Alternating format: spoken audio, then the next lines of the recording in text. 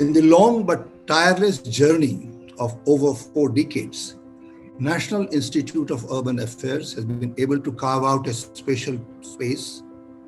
It, it is standing out among the urban think tanks in India.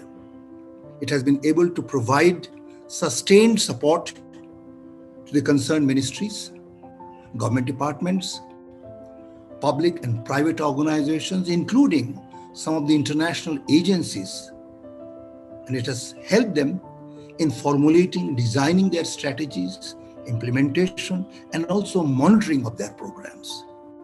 But much more important than that, I think, is that NIUA has been able to provide often an alternate perspective, and the solutions that have come up are not always from the standard ready-made boxes or the international handouts.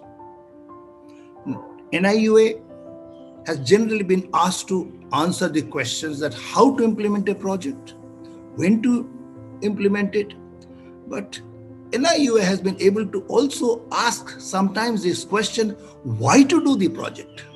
Basically going into the fundamentals of decision making. And I do believe that the freshness of thinking at the Institute comes from the broader perspective and independence of functioning, which has been provided by the concerned ministry and other public agencies. I must say I'm very happy that NIUA faculty during my time and also subsequently have often been able to choose their subjects of research, mobilize funding from national or international sources, and carry out their research investigations with academic honesty, integrity, without necessarily responding to the conveniences of a political regime or the requirements of an international agency.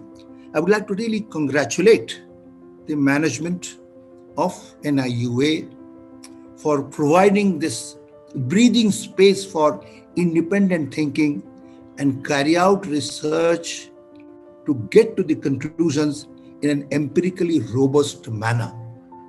I certainly would like to see this tradition to continue so that the position of NIUA as an independent think tank supported by public agencies gets strengthened in coming years. Thank you.